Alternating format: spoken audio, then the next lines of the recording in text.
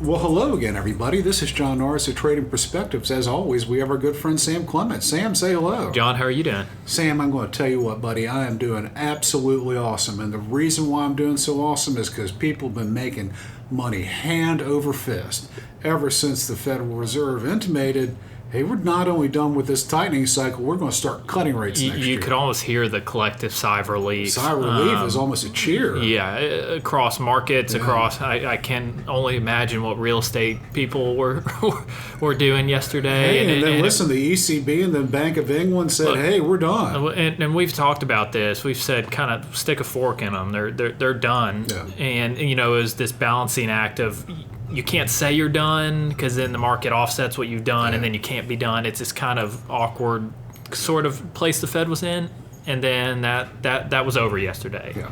Jay Powell fed the doves, fed the bulls, whatever they wanted, answered their questions as they would have liked them to be answered, and they said they are done. They said that they are done. Without explicitly saying it. Without explicitly saying it, but for all intents and purposes, it would take probably an act of something. If you're a religious person, you can say an act of God.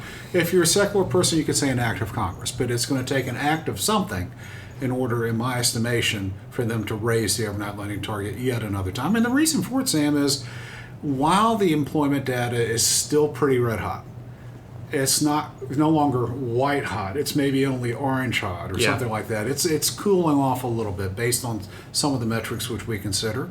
And then while inflation's still a little bit higher, prices more in particular are still higher than anyone would like. The rate of change seems to be slowing, and I have noticed that. It's no fun going to the grocery store and still paying what you're paying for XYZ, but the prices aren't doubling, or it seems like. So that seems to be a little bit more under control. And so when you take a look at everything, you kind of go, all right, does the Fed need to be as aggressive? And with the overnight lending target at 5.5%, and with inflation, what is it, CPI trending 3.4 or something like that? It'll end the year at probably 3.1 to 3.3. Yeah, and so when you take a look at it, that's a 2 percentage point gap. That's positive real interest rates, and the Fed really doesn't need to do anything. And frankly, we're just quoting CPI and the PCE that the Fed looks at is probably going to come in even less than that. Yeah. And so, it's this weird sort of time that we're in with interest rates, and that maybe the Fed, typically when a yield curve's inverted and people are like, oh, they're going to have to cut rates. A lot of times cutting rates is not a good thing for the markets because it's in response to an awful economy, whether it was COVID and things shutting down, 2008, what have you. They cut in response to a pretty weak economy typically. Is this time different, though? And I think the answer is clearly yes, at least a little bit, because Jay Powell said it yesterday. They'll be willing to cut rates even without a slowing economy. Well, the thing about it is, this might be different for someone your age. Someone my age and my generation, this is the way monetary policy used to work. Yeah. You didn't wait for the recession to start cutting rates. Yeah. You didn't wait for inflation to overextend or what have you before you started raising rates. This is kind of returned to some sense of normalcy. It's just been so long since we've had normalcy that it feels abnormal, if you catch my drift. And really, for all intents and purposes, we haven't had what I would call sort of normal monetary policy since 2008. Yeah. So, that's everything's been off the table since then. Everything's been off the table. Quantitative easing, zero interest rates, negative real interest rates for such a long period of time. Saying we're looking at 15 plus years. Yeah.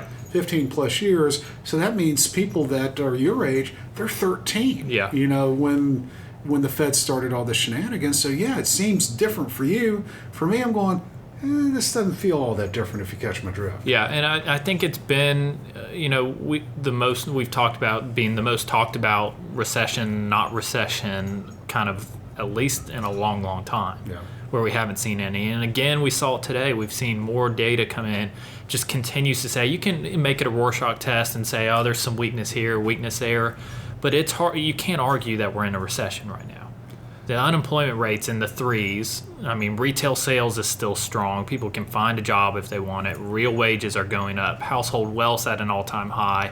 The list goes on and on and on. I'm not sure all these people are living. Yeah, there's enough data that we are not in a recession right now. And so I think it's this return to that normalcy of, okay, people are saying, well, they're going to have to cut rates. That's awful. And you have to ask, why are they cutting rates? And you're right in that if it's in a response to the job is done, or at least somewhat done, we can not let it get more restrictive. We can pull the rates down.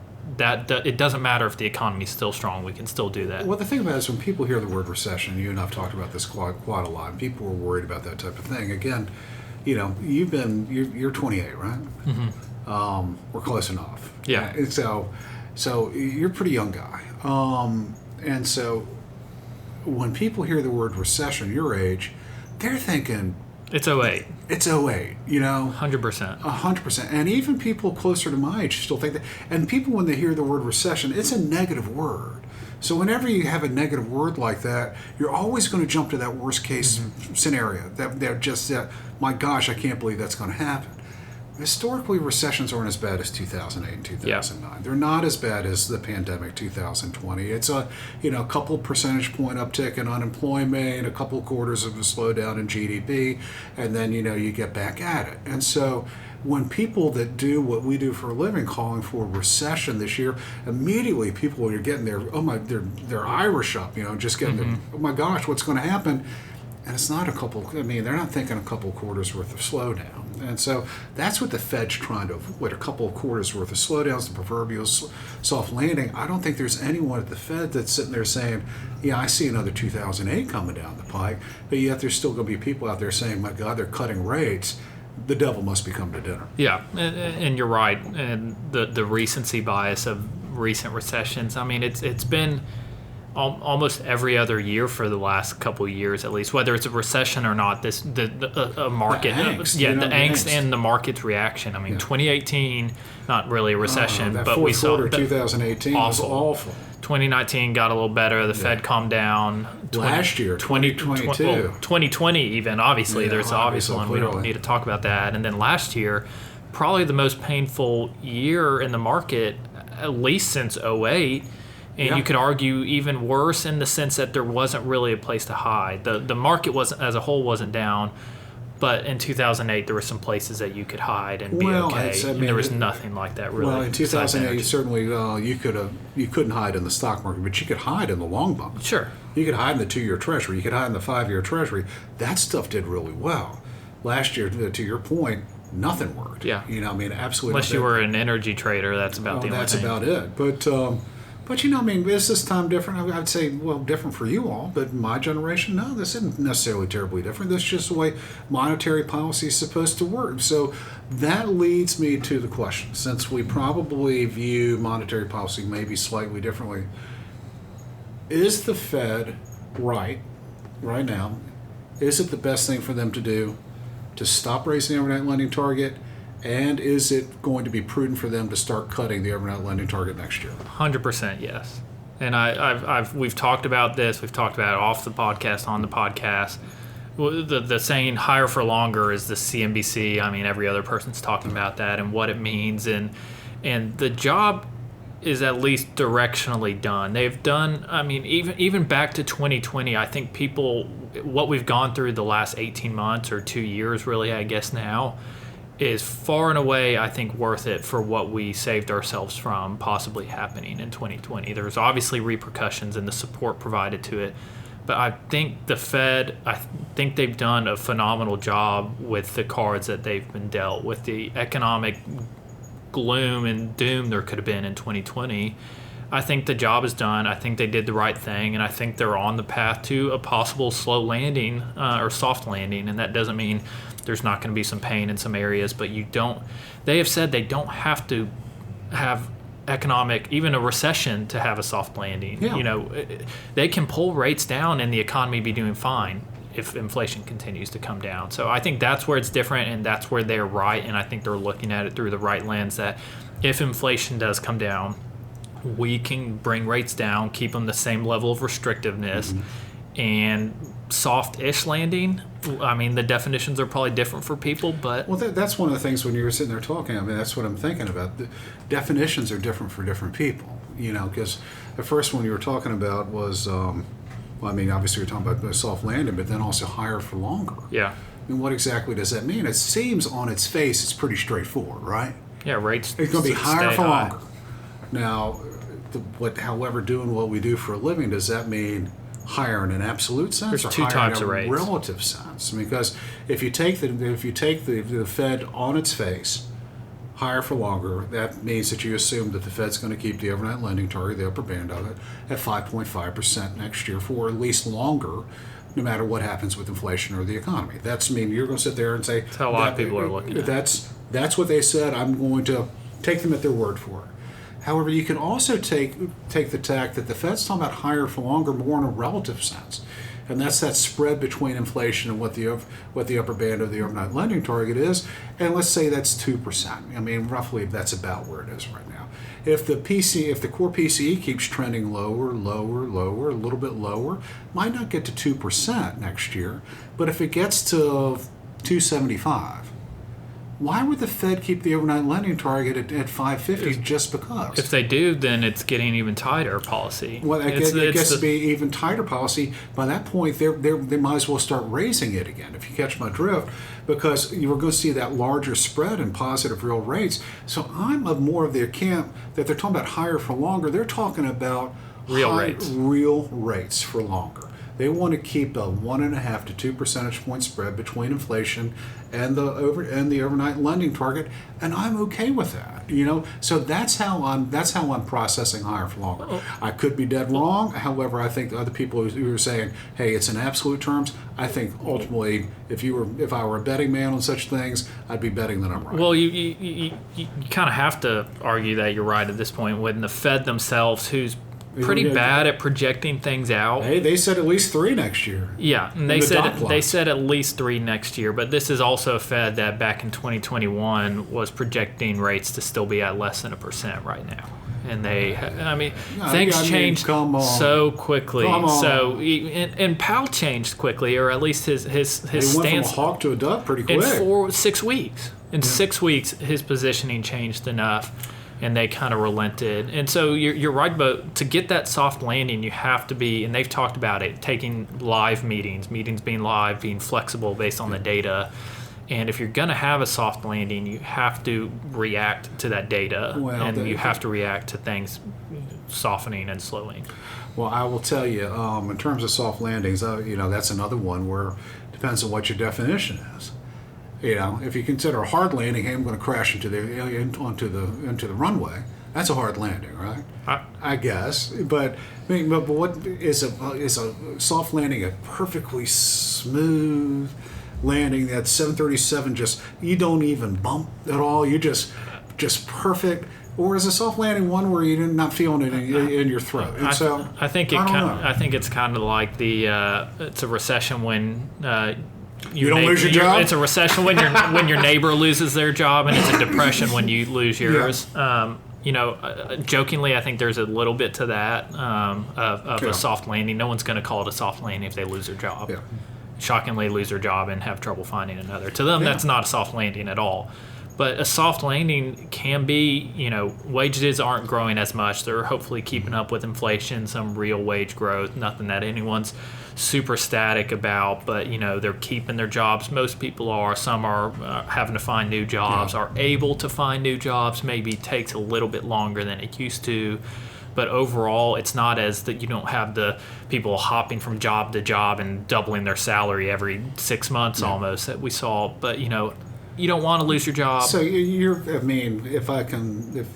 maybe butcher what you're trying to say, kind of more of the status quo. I mean, it's maybe slightly better. You're not getting too far ahead, but you're certainly not falling behind. Yeah. It's kind of like you're doing a 440 and you're walking. I think to put it into numbers, it'd be low 4s for unemployment rate, which by historical standards still is pretty low. Still very low by historical standards, but probably softens wage growth a little bit. At a 4% unemployment, you can probably still find a job.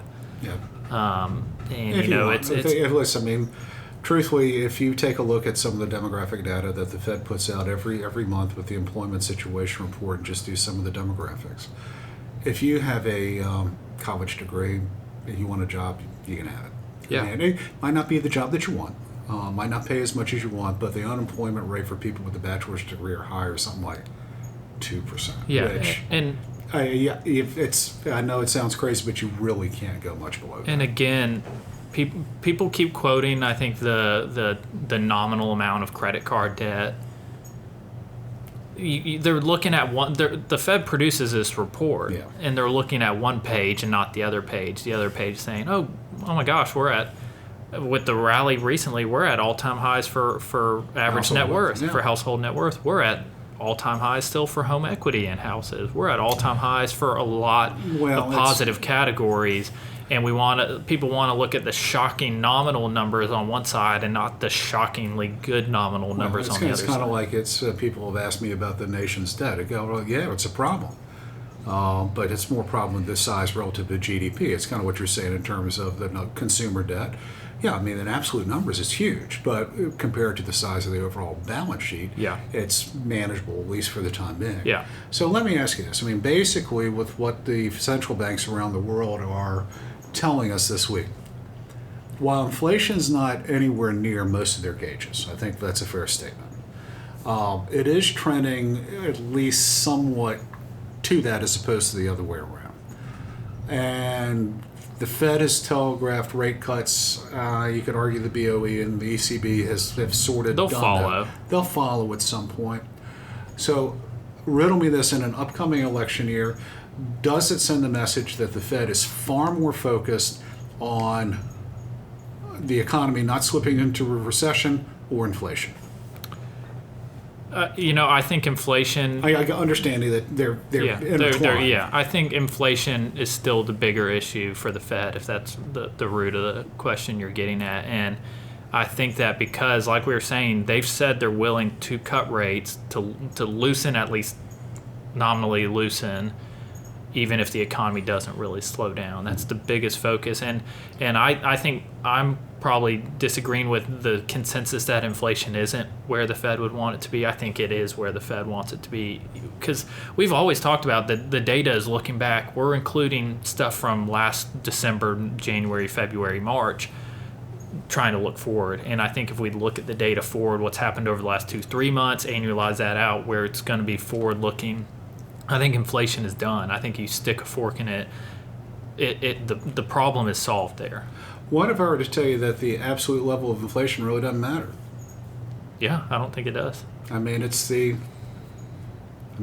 inflation's 5%, but you're growing your income at 8%, Yeah. what difference does it make? Yeah. I mean, but whereas, hey, inflation can be 2, but if you're growing your income at 2, you're not any better off. Yeah. So that higher for longer could be really that spread, if you catch my drift. We're going to keep that spread higher for longer. It doesn't matter what the absolute level of inflation is. Believe it or not, that might be hard for a lot of people to stomach. What do you think? Yeah, I think you're right. I think the Fed they feel good that they've solved the issue. The whole reason they even started hiking in the first place was because of inflation that they thought would come down much quicker than it did. And I would argue that a lot of it would have come down. I don't think we would be back in what I think is we're at about 2% now. No. I think it would have taken longer, but I think the supply chain issue was such a massive part of that that we kind of bludgeoned it back into where it should be much quicker than it would have. We had we had just a huge amount of things happen all at the same time. Perfect storm. We flood people's pocketbooks with cash. They go out and purchase everything all at the same time. At the same time, factories are trying to retool and all that. It was a perfect storm. So it was going to come down eventually. Yeah. I mean, maybe the Fed helped. Fed helped it a little bit. And again, I don't think it's necessarily going to come percolating all the way back up. But one more question before we kind of go here today on this topic. The Fed directly controls the overnight lending target rate. Mm-hmm. It doesn't directly control the long end of the yield curve. The long end of the yield curve is normally some spread between inflation expectations and necessary rate of return. Yeah. With that being said, given where inflation people think it is, but more importantly, the amount of debt that the Treasury has to borrow over the next umpteen years, we've seen the 10-year fall from roughly 5% not so long ago down to 3.9 this week. Yeah. Do you feel as though the 10 years is going to keep falling, Or do you think just like it was a meteoric rise to 5% and it's been pretty quick coming back down to 3.9, do you think we'll get a little bit of a bounce back up? I think, to me, I think the low fours are kind of a sweet spot for where it should be. And I get it, that number may be different. There's lots of ways to look at what long-term rates are. It's the cumulative of where short-term rates will be over that time, plus a premium, yada, yada. The Fed has said it seems like they want to get Fed funds back into a 3 handle, I think, at some point. You add on a 1% term premium for a 10-year, and then you're in the low fours. That's kind of my answer. You add in the term premium, and there you go. And I think anything else is just guessing. You could come up with 1,000 reasons, but to me, that's the one that makes sense. You know something? I was hoping we might be disagreeing on that. That's exactly how I would have answered the question. And no, we did not plan that ahead of time. So, well, guys, Great minds think alike. Something like that. That's what I've always been told. Guys, we always love to hear from you. Also, if you have any comments or questions, please, by all means, let us know. You can always drop us a line at tradingperspectives@oakworth.com, or you can leave us a review on the podcast outlet of your choice. As always, if you're interested in reading more or hearing more of what we have to say, you can always go to oakworth.com, take a look underneath the Thought Leadership tab, and find all kinds of exciting information, including links to previous podcasts, links to our newsletter, Common Sense, as well as links to our quarterly analysis called Macro and Market. With Sam, we've covered a lot today regarding the Federal Reserve monetary policy. Do you have anything else to add? That's all I got. That's all I've got today, too. Y'all take care.